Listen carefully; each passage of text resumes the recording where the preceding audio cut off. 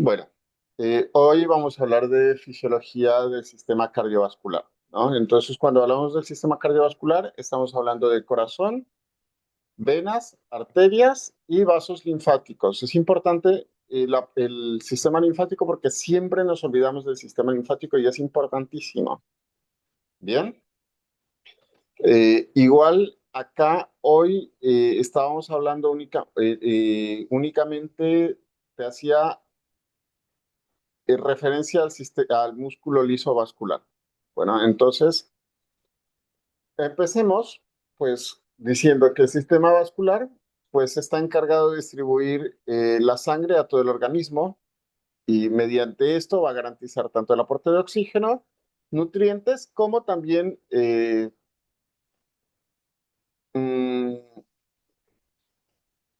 recoger, porque no se me ocurre otra palabra, todos los desechos para luego pasarlos al riñón para eliminarlos. Bueno, también acuérdate que el sistema linfático, al estar en el intersticio, lo vimos en la clase anterior, al estar en el intersticio, el sistema linfático también te filtra todo el exceso de líquido del intersticio para luego desembocar eh, por el conducto torácico, pues ya en las subclavias. Bien, ¿de esto alguna pregunta? Perfecto. Entonces, eh, tu presentación, tu guía hacía referencia el músculo liso vascular. Entonces, por si no has llegado todavía en histología a esa parte, te voy a comentar que el músculo liso se divide para su estudio en dos tipos de músculo liso. El músculo liso unitario, que tenemos acá, estas uniones en hendidura, es decir, cada fibra de músculo liso va a recibir una sinapsis. Eh, Y también tenemos perdón, este multiunitario. Y el músculo liso unitario, tenemos esto que sería que va a funcionar ya como un todo, muy parecido a cómo funciona el corazón. Esto se parece más a cómo funciona el músculo estriado, esto es más cómo funciona el músculo estriado cardíaco. Entonces, acá en el músculo liso unitario, tienes mucho esto que son las uniones gap. ¿Recuerdas lo que eran las uniones gap? Sí. Bien. Entonces, por estos poros que se forman en las uniones gap, va a favorecerse el intercambio iónico entre una célula y la siguiente. Entonces, el músculo liso unitario, y por eso se llama unitario, al funcionar como un todo, es un sinsitio. Es un sinsitio y permite la despolarización de una célula a la siguiente, a la siguiente, a la siguiente. Por eso el potencial de acción del músculo liso unitario es bastante diferente al resto de potenciales de acción. Bien, entonces mira tú cómo tienes acá el reposo. Empecemos por el reposo. El reposo está entre -40 y -60 milivoltios. Y la despolarización no depende del ingreso de sodio, por eso no es una despolarización rápida, sino que es una despolarización lenta. Mira, acá tienes el tiempo en milisegundos y acá tienes el potencial de membrana. Entonces, por ejemplo, cuando despolarizas con sodio, ¡pum! Porque los canales son rápidos. Entonces, esta es una línea vertical casi. Lo vas a ver cuando lleguemos a músculo liso cardíaco. Esta es una línea vertical. Y luego, dependiendo de la velocidad de la apertura de los canales, hay unos canales que son más lentos, por ejemplo, este es un canal bastante lento. Mira toda la pendiente todo el tiempo que tiene que transcurrir entre que empieza la despolarización y el músculo, la fibra ya está despolarizada. ¿Sí? Entonces, acá tienes unos canales aún más lentos, porque mira que esto es sostenido. Y la repolarización depende de la salida de potasio. Y luego, obviamente, luego vas a tener bombas de calcio que te saquen ese exceso de calcio. el calcio va a reingresar a la cerca. Ahora vamos a hablar bien de estas estructuras, de manera que el calcio sale nuevamente del citoplasma. De esto, ¿alguna pregunta? No. Bien. Entonces aquí vamos a ver, sí, cómo se daría esa despolarización en el músculo liso. Sí. En el músculo liso tenemos dos tipos de canales. Estos son que son canales dependientes de voltaje. Por eso pone acá Voltage Operated Channels. Estos son canales acoplados a un receptor. Por eso la R de receptor. Por acá también tenemos la fosfolipasa C, que es importante, y este acá, que es un mecanorreceptor. ¿Por qué crees tú que tenemos un mecanorreceptor acá? ¿La sangre puede ser? Porque la fibra, cuando la fibra se estira o se encoge, este mecano de receptor eh, se deforma. Y al deformarse el mecanorreceptor, también permite el ingreso de calcio. Y también hay otro canal que no lo grafiqué porque no encontré el espacio y no encontré la idea, pero es otro canal que depende de la depresión de calcio intracelular. ¿Qué es lo que, qué es lo que sucede? Cuando se detecta un nivel muy bajo de calcio intracelular, el canal se abre para permitir el ingreso. Ese canal está mencionado en tu guía y es el SAC o SOC. Es un cuarto canal. Entonces vamos a ver cómo funcionan, ¿listo? Entonces, mira, los canales, perdón, el músculo multiunitario, es decir, ese que se despolariza fibra por fibra, depende de sinapsis químicas. El músculo unitario depende de sinapsis químicas, pero también depende de sinapsis eléctricas, ¿sí? Y vamos a ver qué es lo que sucede acá. Mira, eh, tenemos el calcio, se activa, esto no es, esto, lo que te dice esto es que se activa este canal operado por voltaje. Y al activarse este canal operado por voltaje, permite el ingreso de calcio al espacio intracelular. La segunda opción de cómo se te puede despolarizar esta célula es con un canal operado por un receptor. Entonces, tenés un ligando acá. Este ligando se activa, está acoplado a proteína G y esta proteína G pues te va a activar el receptor. El receptor se abre y tienes el ingreso de calcio nuevamente. Y otra manera como puede operar este receptor es activando a la fosfolipasa C. Al activar la fosfolipasa C te va a generar diacilglicerato e inositol trifosfato. Y este inositol trifosfato es un segundo mensajero que va a ir al retículo sarcoplásmico. ¿Y qué tenemos en el retículo sarcoplásmico? ¿O cuál es la función del retículo sarcoplásmico? Almacenar el calcio. Almacenar el calcio, efectivamente. Y entonces acá este canal, ¿sí? Se abre y permite la salida de calcio. Entonces, el aumento en la concentración de calcio en el citoplasma es lo que te genera la acción, porque acuérdate que el calcio tiene muchísima actividad biológica, ¿sí? Entonces, el calcio no es que esté suelto en el citoplasma. Siempre el calcio está modulado y de hecho el exceso de calcio en el citoplasma acuérdate que es una de las señales que te pueden llevar a la molécula a la apoptosis, ¿sí? Entonces, Sí. acá para evitar eso, en el calcio tenemos una proteína, ¿sí? Esa proteína se llama calmodulina y es importantísima. Es la proteína que te genera la contracción o que te desencadena la contracción. Entonces, todo este exceso de calcio acá te va a llevar a la célula a contracción. Ahora vamos a ver el paso por paso. ¿Preguntas respecto de esto? No, no, no. Muy bien. Ahora sí, entonces acuérdate, todos los lugares por donde te puede entrar calcio, por el mecanorreceptor, por el canal operado por voltaje, por el canal operado por receptor, ¿sí? Este canal operado por receptor está activado por un receptor acoplado a proteína G.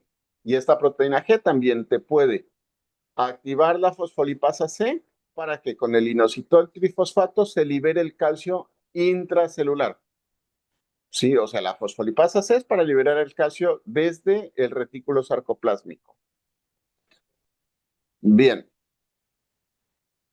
entonces, como te había comentado, el calcio no es que esté solo, sino que cuando aumenta la concentración del calcio, se forma un complejo con una proteína que se llama calmodulina, que es esta. Entonces, la calmodulina, ¿sí? La calmodulina va a activarte acá esta proteína, ¿sí? Que es la MLKC. Es, eh, es una quinasa.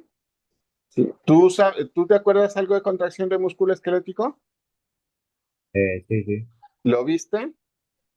sí, ¿Te acuerdas que en el músculo esquelético tenías la troponina C, la troponina I, la troponina A que favorecían que cuando el calcio se posaba sobre la proteína C, se movía la troponina A y la troponina y entonces ya la actina podía interactuar con la miosina? sí, Bueno, básicamente eso es lo que sucede acá. Mira, entonces tú tienes acá este sitio activo, ¿sí? Que cuando se forma el complejo calmodulina activa, o sea, calmodulina acoplada a calcio. Si cuando se forma este complejo, el sitio activo queda expuesto y al sitio activo quedar expuesto, se permite la interacción entre actina y miosina. ¿Sí? Entonces, las cadenas ligeras, que son las que están flotando, pueden interactuar con la actina. ¿Alguna pregunta? no, Bien. El mecanismo es similar, pero tiene sus pequeñas diferencias. Por ejemplo, en el músculo estriado no tenemos calmodulina. En el cardíaco tampoco tenemos calmodulina. La calmodulina es propia del músculo esquelético. Bien. Entonces, si el calcio aumenta a nivel intracelular, ya sabes, se activa esta quinasa eh, y favorece la interacción entre actina y miosina. Ahora, ¿qué pasa con la relajación? ¿Sí? Pues esto tendría que tener animación. Bueno, entonces, para que se dé la relajación, mira, tenemos el calcio acá. ¿Sí? Acuérdate que este calcio está acoplado a calmodulina. Pero como queremos relajarse, entonces lo que vamos a hacer es remover este calcio para que no haya complejos calcio-calmodulina y el músculo se relaje. Entonces, ¿cómo se puede sacar este calcio de acá? Se puede ir al retículo sarcoplásmico o puede ir al exterior. También puede ir a la mitocondria, pero la mitocondria es un almacenamiento transitorio. El retículo sarcoplásmico sí es un almacenamiento bastante posta, se la banca bastante bien. Entonces, ¿cómo va a regresar al retículo sarcoplásmico? Tenemos esta, que es esa proteína que se llama la cerca, que es una bomba. Por eso acá tienes un rayito que es ATP. Entonces, por la cerca, por cada molécula de ATP, te va a ingresar dos iones de calcio al retículo sarcoplásmico. Bien, ¿eso se entiende? sí. Bien. Otro mecanismo, como puede salir el calcio, Es por este intercambiador. Este es un intercambiador sodio-calcio. La estequiometría es 3:1. Es decir, el sodio ingresa a favor de la gradiente y esto va a generar energía. Y entonces esta energía es aprovechada por el calcio para salir de la célula. Entonces la estequiometría es 3:1. Por cada 3 moléculas de sodio que ingresan, sale una de calcio. Y la tercera manera es por esta, que es una bomba. Si es una bomba de calcio, por cada ATP te va a sacar un calcio. Entonces, ¿qué generamos con esto? Generamos generamos la inhibición la separación de entre el calcio y la calmodulina de manera que ya no se puedan formar la interacción entre actina y miosina y se dé la relajación. Bien, entonces, hasta ahí. ¿Alguna pregunta? No. Bien, entonces lo que sucede, me falta una foto aquí, era lo opuesto a esto. O sea, la imagen eh, te, te- se va de acá hacia acá, en esta dirección. ¿Listo? Ok. Bien, ahora, el músculo liso vascular. ¿Por qué crees tú que el sistema circulatorio hablamos de músculo liso?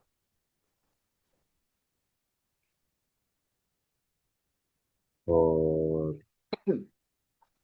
por mi forma, capaz, porque es no es una hecho, pues por eso. Bien, tú sabes que en el músculo liso, tú sabes que el sistema circulatorio, pues tiene músculos, ¿no? Tiene la capa muscular. En las arterias la capa muscular es más fuerte que en las venas. Y este músculo liso, dependiendo de si está más o menos contraído, va a cambiar muchísimo la presión arterial. Muchísimo. Y entonces, es importante entender qué pasa con esta capa muscular, porque nos va a favorecer el entendimiento de conceptos como la presión arterial, la regulación de la presión arterial. ¿Sí? Una pequeña vasoconstricción nos puede elevar muchísimo la presión arterial. Y, por ejemplo, los antihipertensivos, muchos de ellos favorecen la relajación de las arterias de manera que el corazón no tenga tanta resistencia a vencer y ahí va a trabajar muchísimo más fácil. ¿Listo? ¿Se entiende el por qué? Sí, sí. Bueno, entonces, de músculo liso, eso era lo que te pedía la guía. Ahora yo te voy a explicar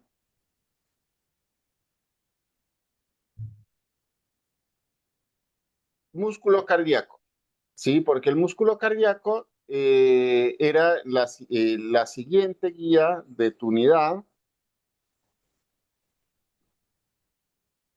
y pues tenemos que, es importante entender que el músculo cardíaco tiene unas propiedades, ¿no? Entre ellas está el automatismo, que el automatismo significa que el músculo cardíaco puede contraerse por sí mismo, puede generar su propio potencial de acción sin necesidad de ser inervado. ¿Tú viste alguna vez Indiana Jones en el Templo de la Perdición? Sí, hace mucho, seguramente. ¿Te acuerdas de la escena donde le saca el corazón? Sí. Bueno, el corazón sigue latiendo, ¿cierto? Ujú. Perdón, claro. Eso se debe. Dame un segundo, me sirvo un vaso de agua. Ok.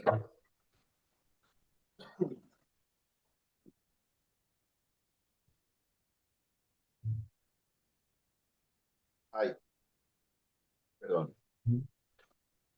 Esto se debe a que el corazón, si tiene el oxígeno y los nutrientes necesarios, el corazón siempre va a seguir contrayéndose, porque es automático. ¿Listo? Genera su propio potencial de acción. Ahora, en la excitabilidad,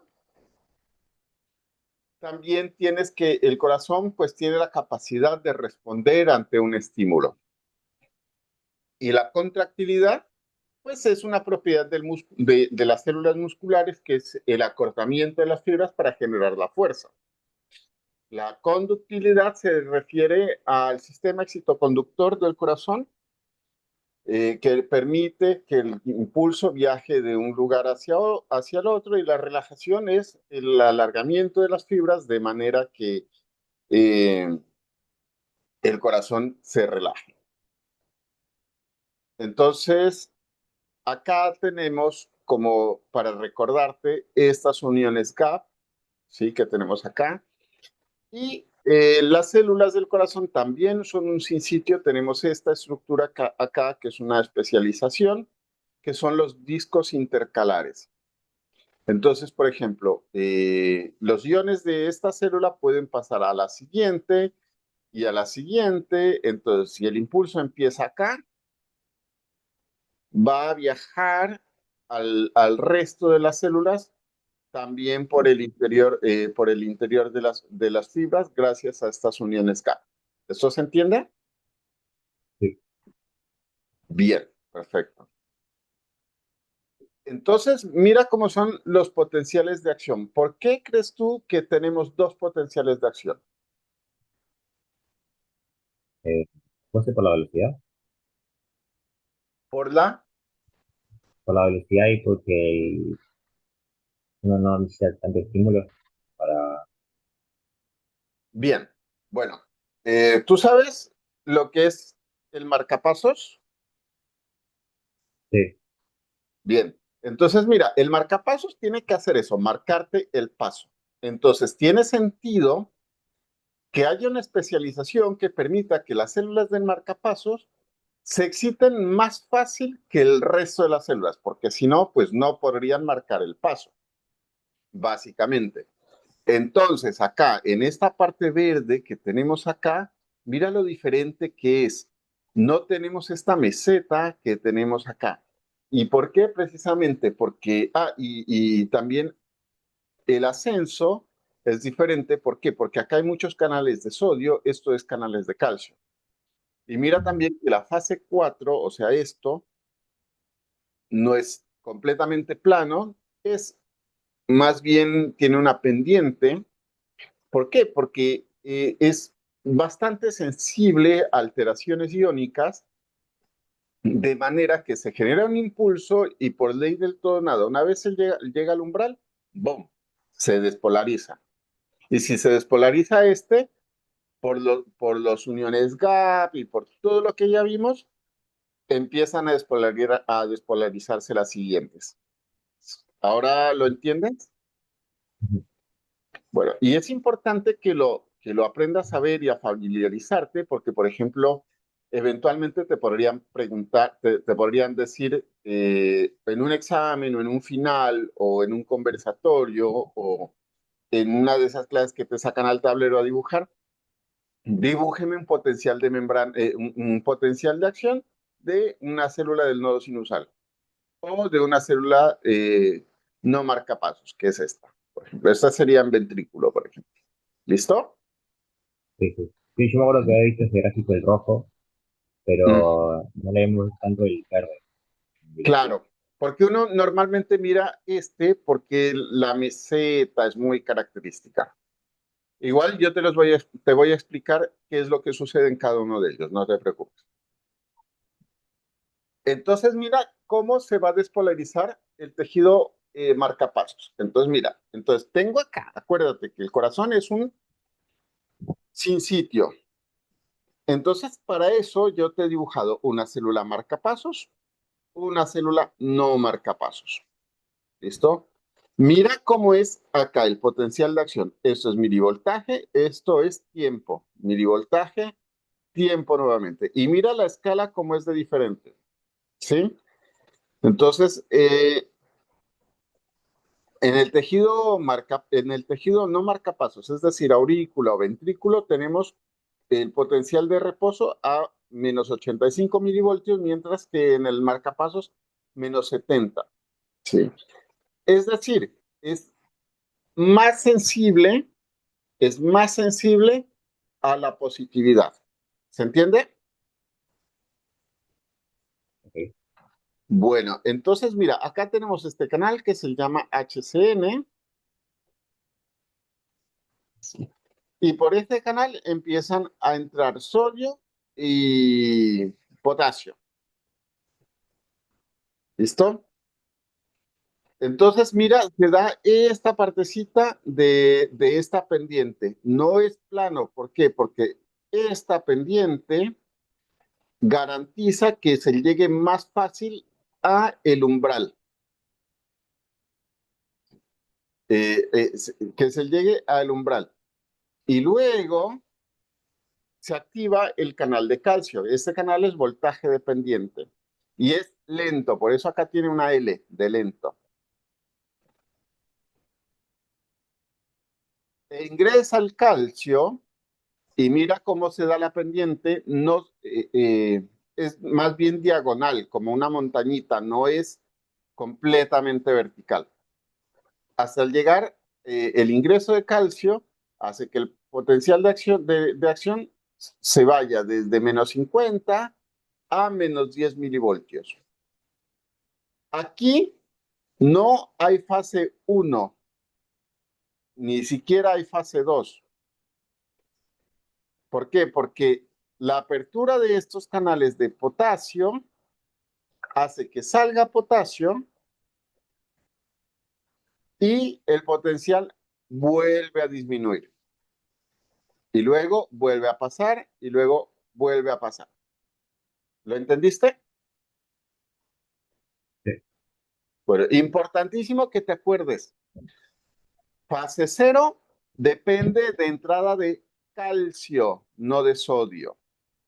Bueno, entonces, por estas uniones gap pueden pasar tanto calcio como sodio a la siguiente célula. Bien. Entonces, en la siguiente célula, sí, tenemos fase 4 y mira, el ingreso, esta apertura, estos son canales rápidos de sodio. Entonces, mira, esto es tiempo, me he olvidado de marcarlo, pero esto es tiempo. Mira la diferencia en la velocidad en la que entró el sodio y el potencial de membrana subió. Mira, acá todo este tiempo que tuvo que pasar y acá no pasó absolutamente nada. Eso es porque los canales de sodio son rápidos acá. Y estamos hablando de, esto es una célula de aurículo o ventrículo. Bien, entonces, esto genera el escape de potasio y el potencial de acción baja un poquito de menos 30, de 30 milivoltios a 0, 10 aproximadamente. ¿Listo? Entonces, la salida de este potasio permite el ingreso de calcio por estos canales lentos de calcio nuevamente. Y estos canales lentos, mira cómo te forman la meseta. Esta T, perdón, que me olvidé, esta T es de transitorios. ¿Sí? Esta meseta. Y esta meseta lo que genera nuevamente es el escape nuevamente de potasio por tres tipos de canales. Estos canales rectificadores, canales rápidos y canales ultra rápidos de potasio. Ultra rápidos se cierran más rápido, luego los rápidos y de último los rectificadores.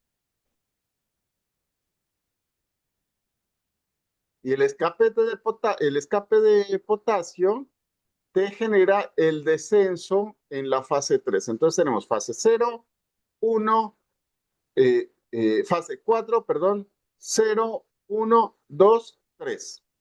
Acuérdate, no empiezan cero, empiezan 4, 0, 1, 2, 3. ¿Estamos? Bien. ¿Alguna pregunta hasta el momento? No, Bien, perfecto. Bueno, Nicolás, entonces, mira que tenemos la célula en el voltaje que había iniciado, ¿cierto? sí, Electrónicamente la célula está configurada, ¿cierto? sí, Pero químicamente la célula está configurada como al inicio. no, No, mira todo el potasio que salió y mira todo el sodio que tenemos dentro. ¿Sí lo entiendes? sí, sí, sí. Entonces tenemos que revertir eso. ¿Por qué? Porque el potasio es un ion intracelular y el sodio es un ion extracelular. ¿Cómo crees que lo revertimos? Por las bombas. Exactamente.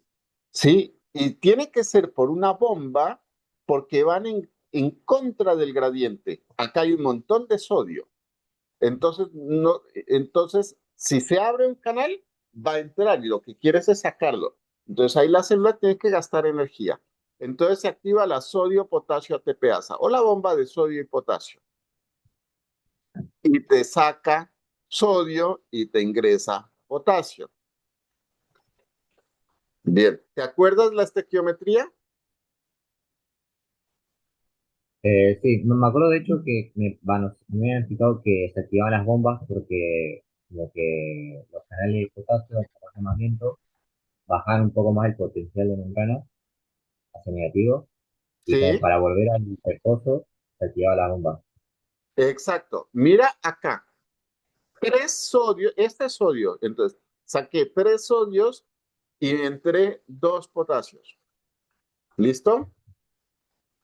Entonces, mira, estoy sacando tres cargas y estoy ingresando una. Así que esto va a hacer que el potencial de membrana baje un poco más. ¿Lo entiendes? Muy bien. Y entonces, así es como la célula vuelve nuevamente a la fase 4. ¿Se entendió?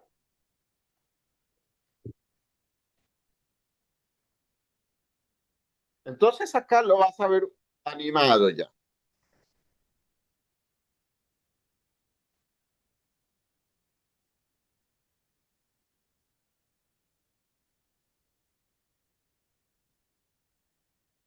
Listo. ¿Lo captas?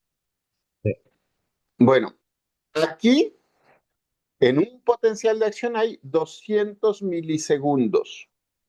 Es lo que tarda el potencial de acción de principio a fin. Y es importante porque el potencial de acción es igual a intercambio iónico, o sea, hay cambios en la configuración eléctrica. ¿Y qué te detecta un electrocardiograma? ¿cómo? ¿Y qué te detecta un electrocardiograma? La actividad eléctrica. Entonces, el electrocardiograma va a detectar lo que sucede gracias a esto.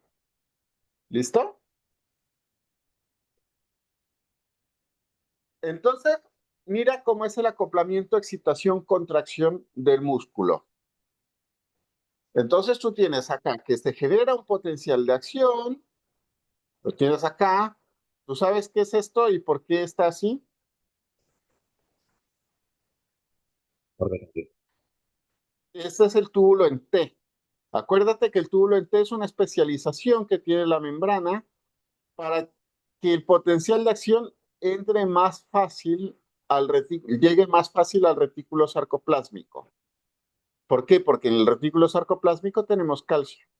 ¿Listo? Entonces, mira, el potencial de acción genera que te ingrese calcio.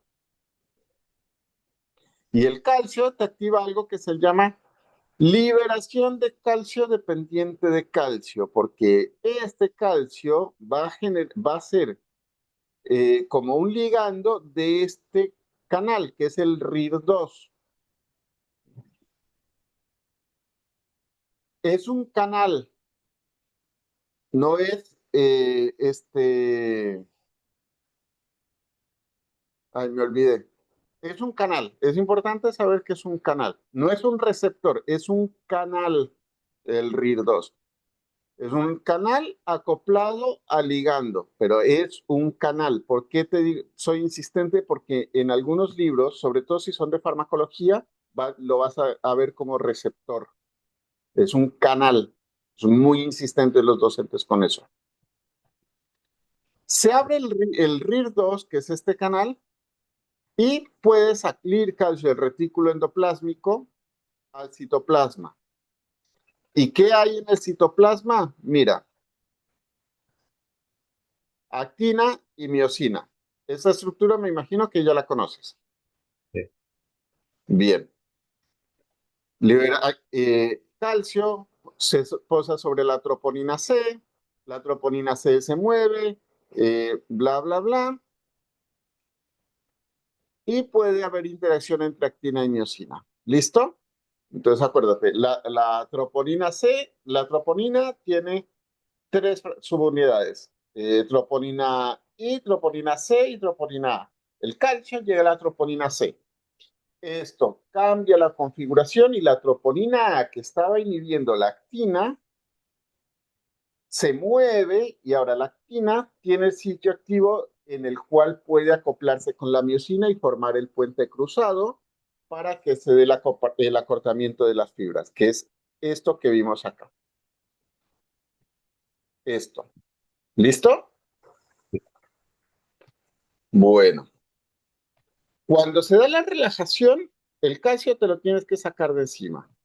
Entonces, bomba de la cerca 2, que es una bomba de calcio, se bombea ese calcio al retículo endoplásmico rugoso y también hay otra vez este intercambiador.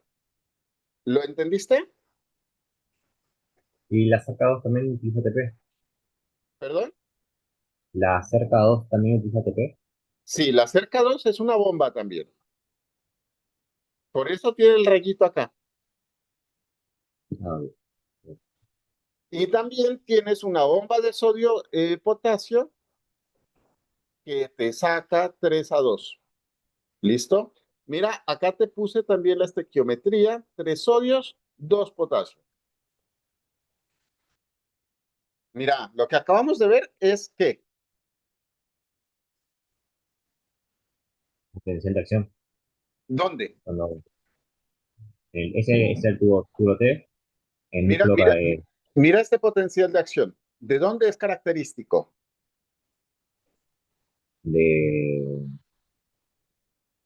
cuando no hay marcapaso. Cuando no, o sea, de músculo ventricular o músculo auricular, ¿sí? Sí, No es el que se da en las células marcapaso. ¿Bien? ¿Se entiende? claro. Sí, sí. Bueno, buenísimo. Entonces, hay algo que quiero que entiendas, es esto, el reloj de la cata. No sé si en tu universidad les enseñan el reloj de la cata, eh, pero básicamente es como cuando se estaba estudiando esto, hay un científico de apellido Lacata que dijo, che, pero, o sea, ¿qué onda con con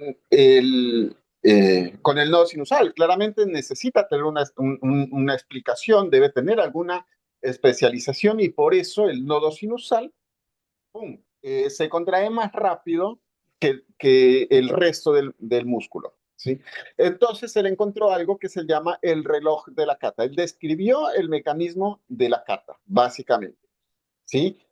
Que el reloj de la cata te describe cómo funciona, cómo se despolariza o cómo se empieza a despolarizar eh, las células del nodo sinusal de manera que se da ese automatismo. ¿Listo? ¿Qué es esto? ¿Qué estructura es esta, Nicolás? El retículo sarcoplástico. El retículo sarcoplásmico, sí. Entonces, si te acuerdas, si nos vamos un poquito para atrás, acá, ¿sí? Sí, Mira, entonces de lo que vamos a hablar es de esta partecita, ok. ¿listo? Esta partecita. ¿Por qué? Porque mira que en el nodo sinusal tiene este canal, que es el canal HCN, que permite, el HCN es un canal que está en cerebro y en nodo sinusal. El nodo sinusal lo que permite es la entrada de sodio y de potasio. Acuérdate que el potasio sale acá, ¿sí ves? Sí, Por eso tiene el mismo color, porque es potasio. Pero el potasio acá entra. Entonces, cuando el sodio y el potasio van entrando son iones positivos, ¿verdad? Entonces, por eso la membrana se va poniendo más positiva y más positiva y más positiva, ¿sí? Esto lo describió un doctor que no me acuerdo el apellido, ¿sí? Y la cata dijo, sí, pero eso no, o sea, hay algo más. Y bueno, entonces, ahora vamos a ver qué es lo que sucede. Y resulta que lo que la cata describió es lo que sucede inmediatamente antes de esto. O sea, lo que vamos a hablar es lo que activa este canal HCN. ¿Se entiende? ok. Bien. ¿Tienes alguna? ¿Quedó claro lo del canal HCN? Sí, sí. Muy bien. Entonces, mira,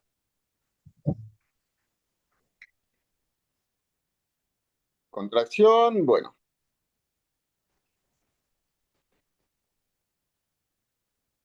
acordamiento de las fibras, relajación, mira, la cerca, bombea el potasio hacia el interior, el sodio hacia el interior, se activa el canal, el intercambiador, esto es un intercambiador, o sea, esto es un contratransporte, y se activa la bomba también.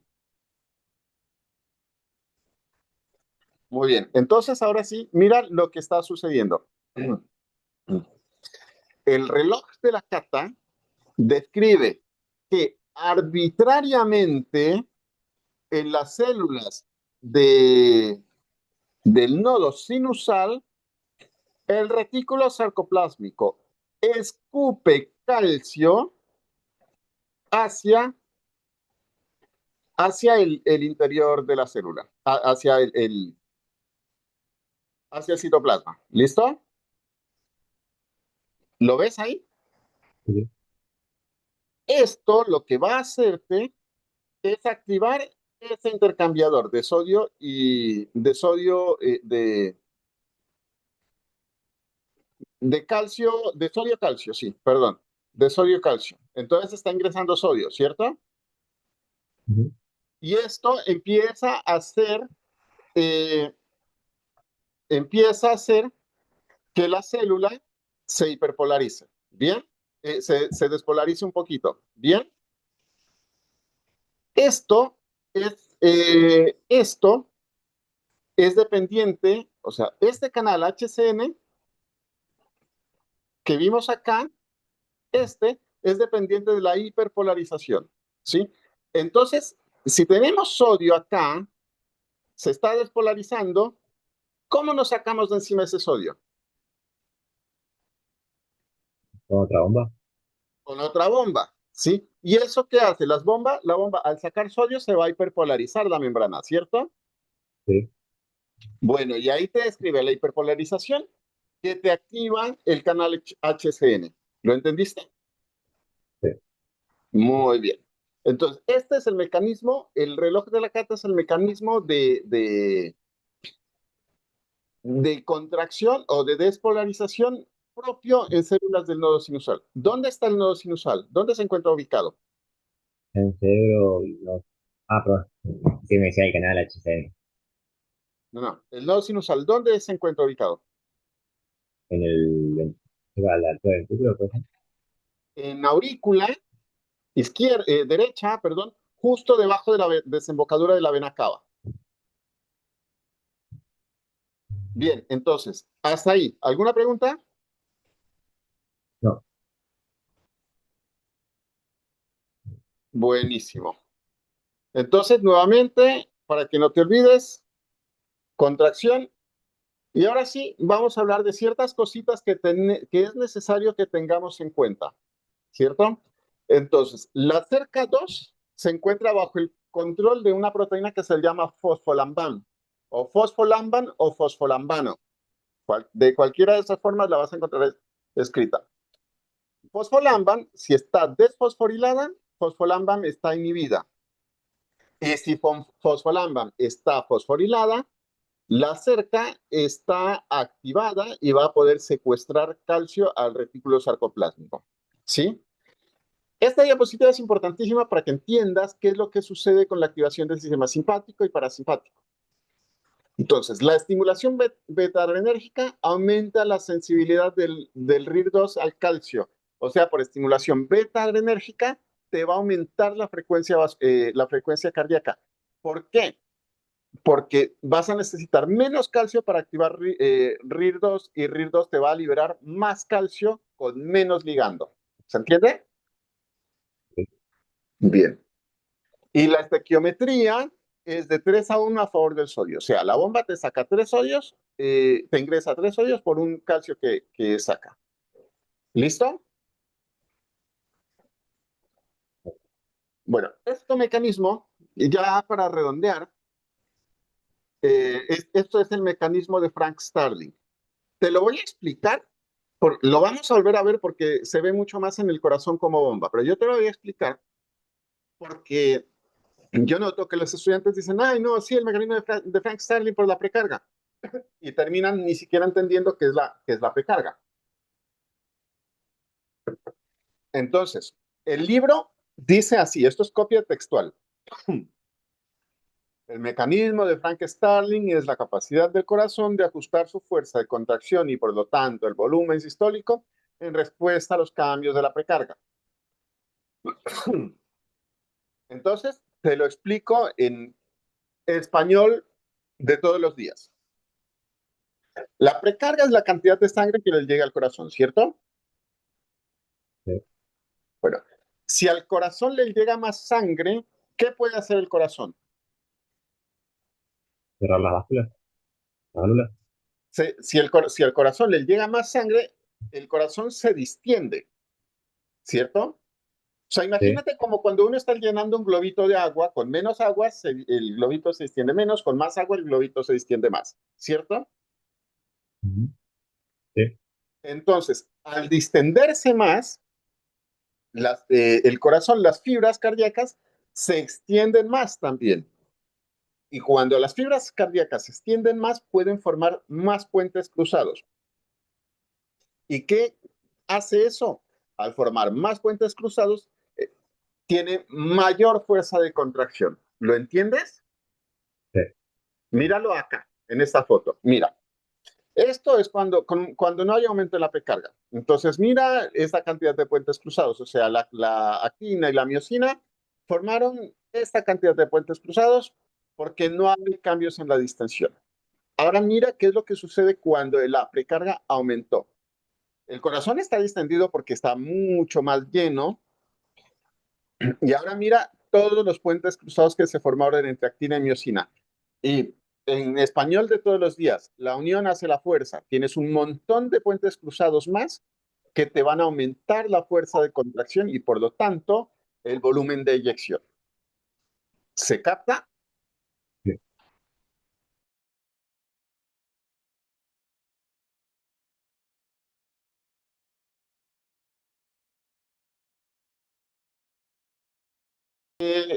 ¿Cómo crees tú que se llena el ventrículo?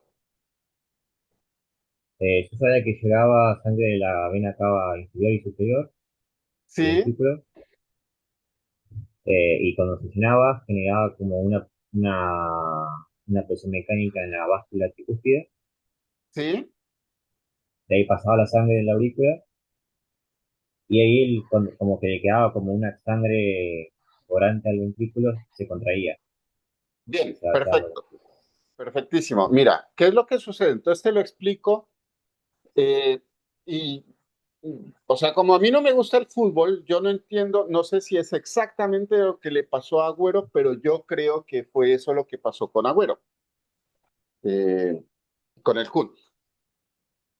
Resulta que si tú y yo, o sea, yo, por ejemplo, el ejercicio que hago es ir al gimnasio, pero yo no es que me mate en el gimnasio, ¿sí? O como somos personas que no somos deportistas de alto rendimiento, ¿sí? No tenemos una demanda constante para nuestro corazón. Entonces, la sangre que le llega al ventrículo le llega porque pasa por la aurícula y pasa derecho. O sea, no hay contracción de la aurícula para que se llene el ventrículo. No se necesita. Lo hacen netamente por la gradiente de presión. ¿Listo? ¿Se entiende? Ahora, si tú eres un deportista o si tú empezaste a hacer deporte o saliste a correr o te fuiste a la puna y tu frecuencia y tus necesidades de oxígeno cambiaron y ya le pusiste más demanda a ese corazón, ahí es donde se va a ver las complicaciones. ¿Se entiende? Ok. ¿Por qué se van a ver las complicaciones? Porque falta en un 25% restante de la contracción auricular. Entonces, el 75% es porque pasó derecho y el 25% restante es por contracción auricular. Entonces, vas a ver esta animación acá. Si ves cómo hay una diferencia entre el llenado y la contracción. Sí. Bueno, y acá logramos ver el sistema éxito conductor. Mira, nodo sinusal, aquí, nodo auriculoventricular, haz de His, fibras de Purkinje. ¿Listo? ¿Se entiende?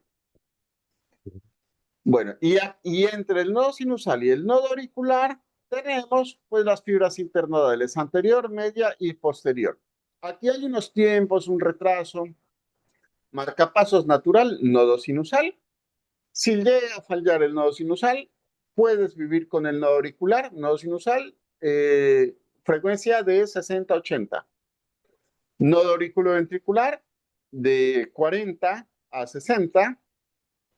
Si llega a fallar el nodo auriculoventricular, podrías en últimas con el haz de His.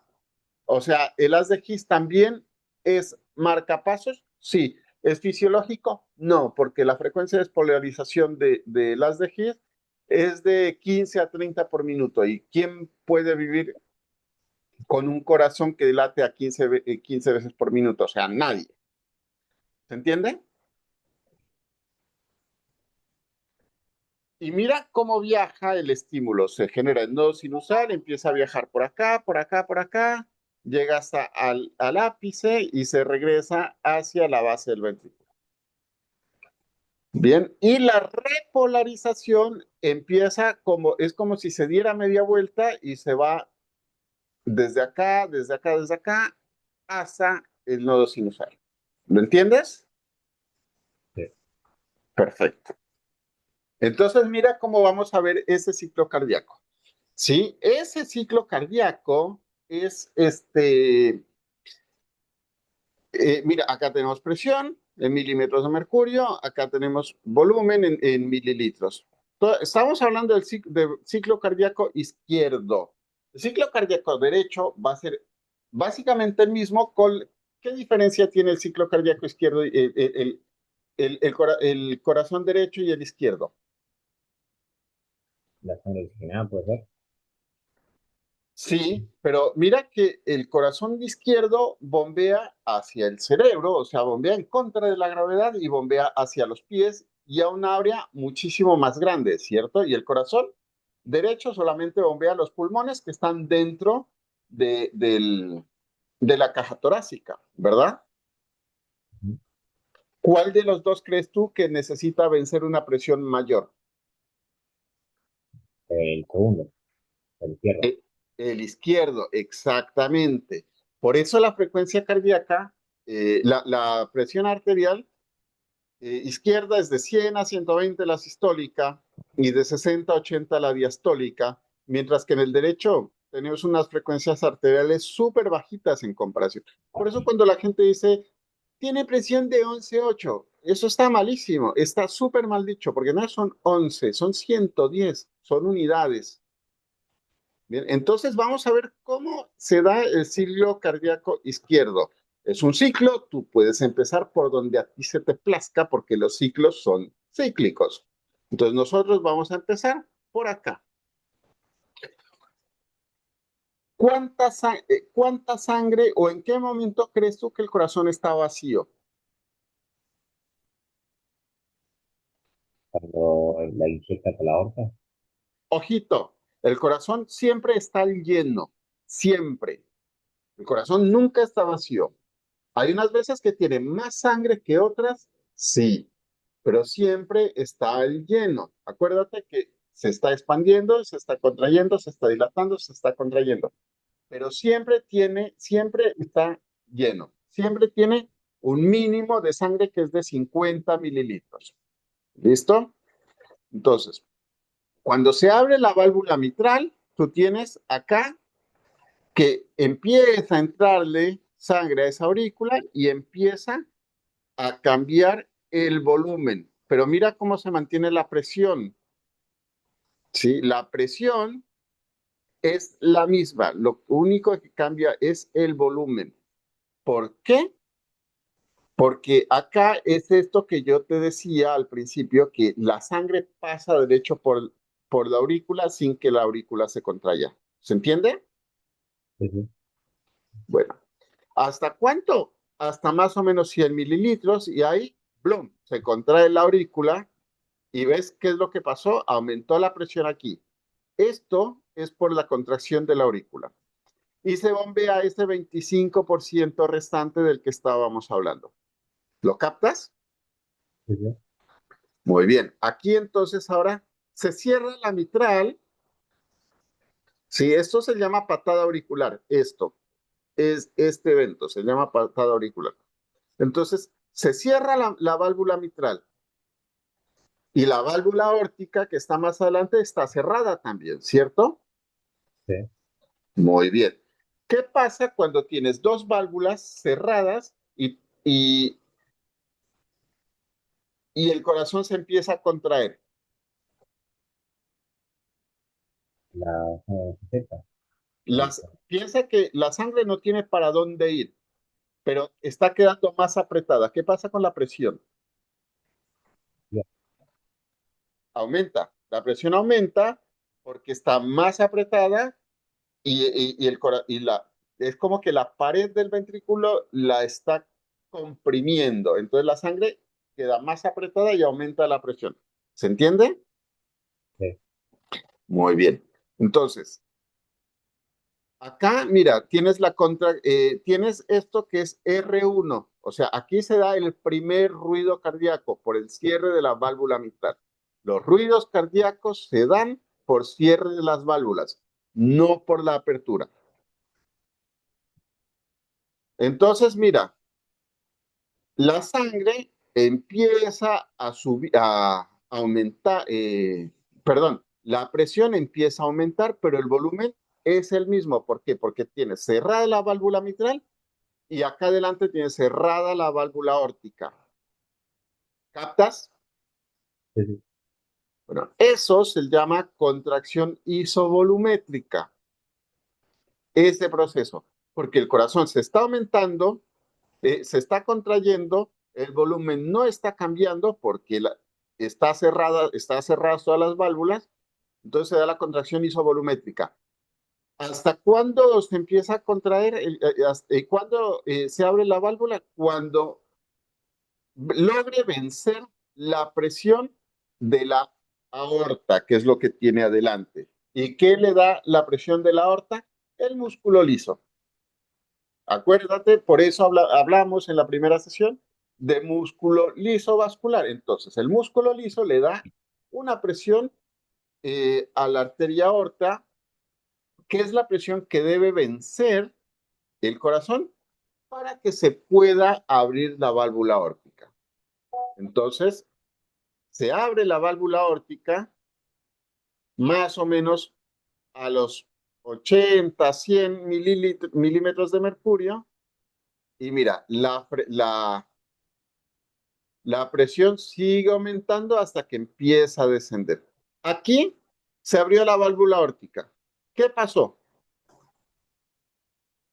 Comienza a bajar el volumen. Con la sangre, ¿qué empieza a pasar? Comienza a disminuir la sangre del ventrículo izquierdo. Claro, porque se bombeó para la aorta. Entonces, el volumen. Entonces, ¿cómo se llama esto? Mira, bombea sangre hacia la aorta. ¿Cómo se llama eso? Eh, no es la descripción. O sea, ¿cómo se llama cuando el corazón bombea sangre? ¿Cis? Ah, la sistólica. La sístole. No.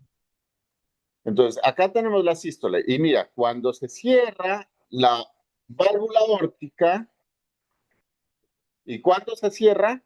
Cuando la presión de la aorta es mayor que la presión del ventrículo izquierdo.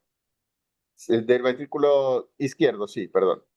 Entonces acá se produce el segundo ruido cardíaco. Nuevamente al cierre. Los ruidos se producen al cierre. Ok, Entonces el corazón se empieza a relajar. Relajación isovolumétrica. Desciende la presión, pero la cantidad de sangre sigue siendo la misma. ¿Lo entendiste? sí. ¿Alguna pregunta al respecto? Eh, Bien. Entonces, mira, frecuencia cardíaca, esto que tenemos acá, este es el periodo de eyección, este es el periodo del llenado pasivo, este es el periodo del llenado activo. Y esto es el volumen sistólico, que es el de 70 mililitros. Por eso yo te decía, el corazón nunca está vacío, porque la capacidad máxima es de alrededor de 120 mililitros, pero solo bombea 50, no bombea 120. Entonces, el corazón siempre está lleno, solo que unas veces tiene más sangre que otras, pero siempre va a estar lleno. ¿Se entiende? sí. Muy bien, entonces, vamos a ver qué es lo que pasa ya. Animación.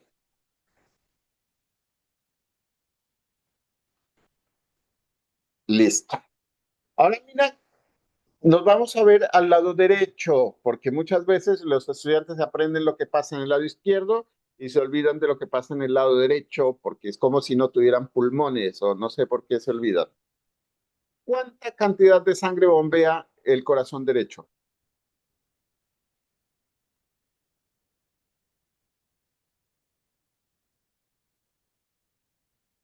Tiene que bombear la misma cantidad, porque recuerda, el corazón izquierdo, si el corazón izquierdo bombea 70, de algún lado le tienen que llegar esos 70 mililitros.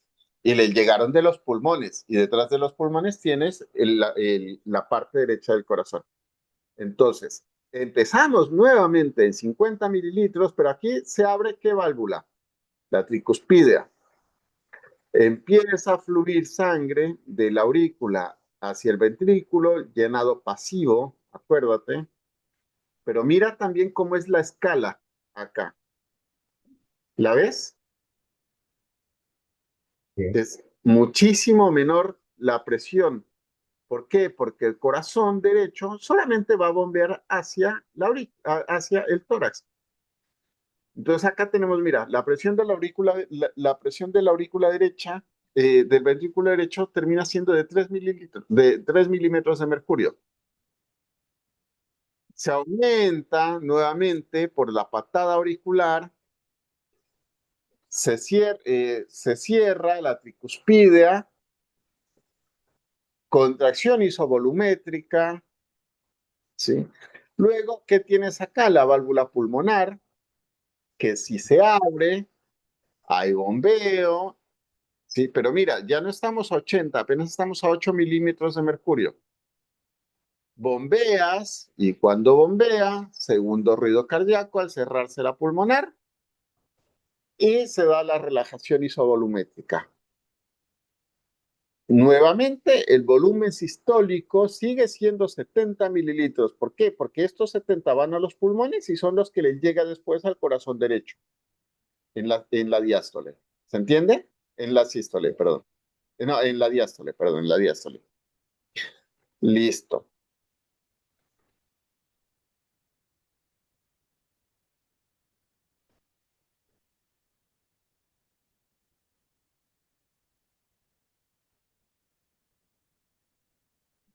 Entonces vamos a hablar de estos conceptos, ¿no? El volumen telesistólico, que el volumen telesistólico es la sangre que queda en el ventrículo después de que se ha contraído.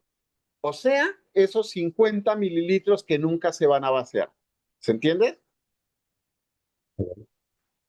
Bien. Y el volumen telediastólico es la cantidad de sangre que queda en el ventrículo al final de la diástole, es decir, la capacidad máxima que tiene el corazón. Es decir, volumen telesistólico en la gráfica que acabamos de ver sería 50 y el telediastólico sería 120. ¿Listo?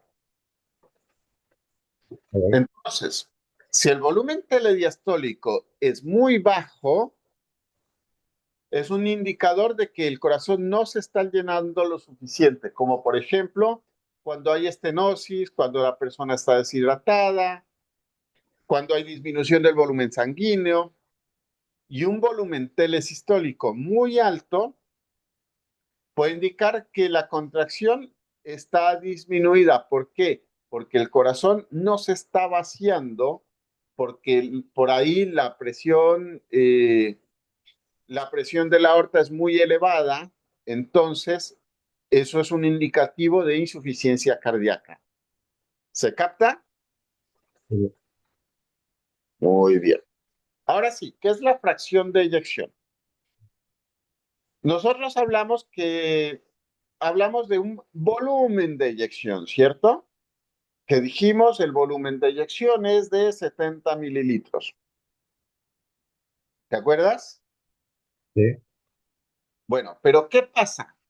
Que por ahí yo soy una persona más grande que tú, ¿sí? Y mi volumen de eyección termina siendo superior al tuyo. Entonces, no se nos puede medir a los dos tomando el volumen como referencia.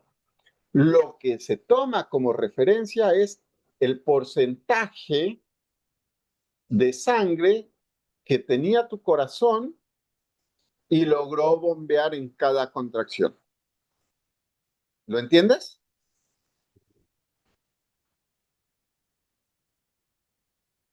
Es decir, vas a agarrar cuál es el volumen telediastólico, ¿sí? ¿Cuál es el volumen telediastólico? Y de eso vas a ver cuánto bombeó en cada sístole. Entonces tú agarras, por ejemplo, si tu fracción de eyección es de 80, pues 80 y el volumen telediastólico es de 100, entonces divides 80 sobre 100 es igual a 0,8 por 100, 80%. Y es un montón, un 80%. El valor normal está entre el 55 y el 70%. Cuando la fracción de eyección es menor al 40%, es un indicativo de disfunción cardíaca moderada a grave. ¿Sí? De 55 a 70 es lo normal. De 40 a 55 es indicativo de disfunción cardíaca, pero cuando ya baja del 40% es que ya la disfunción cardíaca es grave. ¿Se entiende? ok. ¿Alguna pregunta de esto? No, no, Bien. Ahora, ¿qué es el gasto cardíaco? La cantidad de sangre que el corazón bombea por cada minuto. Minuto. Entonces, ¿cómo se calcula el gasto cardíaco? Pues fácil. ¿Cuánto volumen, cuánto volumen se eyectó en cada sístole por cuántas sístoles tuvo en un minuto? Es decir, si tuve un volumen sistólico una frecuencia cardíaca de 70 latidos por minuto y un volumen sistólico de 70 mililitros, entonces 7 por 7, 49, o sea, 4,9 litros por minuto. ¿Se entiende? Y Lo, te insisto nuevamente en el mecanismo de Frank Starling. No, a mayor distensión, porque la precarga es mayor, mayor cantidad de puentes cruzados, mayor fuerza de contracción. Entonces, la precarga es la presión telediastólica ventricular, ¿sí? Y es pues lo que te había dicho, el volumen diastólico final del ventrículo. Se determina principalmente por retorno venoso y la poscarga es la presión del ventrículo, la presión que el del ventrículo debe superar para inyectar sangre hacia la aórtica o hacia la pulmonar. ¿Se entiende esto? Sí. Bien, y ahí vimos el corazón como bomba, que hemos avanzado un montón.